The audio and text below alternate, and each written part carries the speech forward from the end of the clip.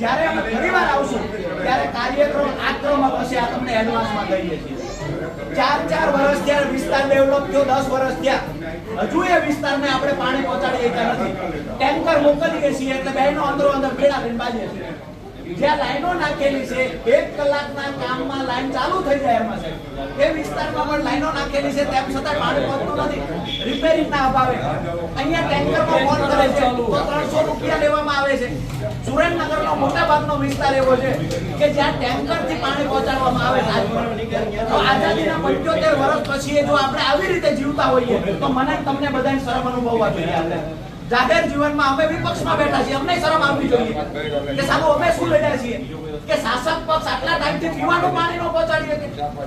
10 વર્ષથી આ વિસ્તાર બન્યો એને આપણે પીવાનું પાણી નથી પહોંચાડીએ કે હજુ એમ કહીએ છીએ વિસ્તાર ડેવલપ થાય છે, ડેવલપ થાય છે। એક મર્યાદા હોય કોઈ પણની, બહાના કાઢવાની આ અમૃત મકવાણા જીઆઈડીસી નો પ્રશ્ન લઈને વારંવાર તમારી પાસે આવે। કમલેશભાઈ છેલ્લા 3-4 વર્ષથી આ પ્રશ્નો લઈને આવે। નિરાકરણની વાત આવે આપણે વરસ 1.5 વર્ષનો ટાઈમ પીવાના પાણીનો આપીએ છીએ બેન, દુઃખ થવું જોઈએ આપણને। પીવાના પાણીના 1.5 વર્ષના ટાઈમ હોય, નગરપાલિકા કરે છે શું? એટલે વિનંતી કરીએ છીએ હેરમા સાહેબ અને પ્રમુખશ્રી, અમે ફરીવાર વિનંતી કરવા નહીં આવીએ, માફ કરજો। ફરીવાર અમારો કાર્યક્રમ આક્રમક હશે અને તમને કદાચ એવું હશે બેન કે આ ખુરશી ઉપર હું કે 5 મહિના 6 મહિના પછી હસું કે કેમ, કદાચ આવું હશે, જે આવે ભોગવે। અમે વિનંતી કરીએ કે મહિલા તરીકે તમે પણ મહિલાના પ્રશ્ન સમજો। આજે પોતાના બાળકો, સાસુ સસરા, વૃદ્ધોને ઘરે મૂકીને રજૂઆત કરવા 4 કલાકથી બેઠા, પાણી નથી આવતું। અમે પણ સાથે આવીએ છીએ, મુર્દાબાદ મુર્દાબાદના નારા લગાવે જઈએ, તમે આ બધાને જવાબ આપીને મોકલી દો। તમે ભાઈ શૈલેષભાઈ નો આપો, શૈલેષભાઈ ત્રીજા કોઈનો નંબર આપે, ફોન ન ઉપાડે, રાત્રે 3 વાગે કે પાણી આવ્યું, તો આ શું રીત છે ભાઈ? ખરેખર શરમ આવવી જોઈએ। મને પોતાને શરમ આવે છે કે હારું વિપક્ષમાં અમે કેટલા નબળા છું કે શાસક પક્ષ પોતાની મનમાની ચલાવે જેમ ફાવે એમ। અમને શરમ આવે છે, તમને પણ શરમ આવતી હશે, માણસાઈની રીતે શરમ આવવી જોઈએ। વારંવાર એક રજૂઆત આ તમને 3 વિસ્તારના નામ આપ્યા, એ વિસ્તારમાં તમે પાણીની વ્યવસ્થા ચાલુ કરાવી દેશો એવું તમે કમિટમેન્ટ આપ્યું છે, એ મુજબ પાણી ચાલુ કરાવડાવી દેજો।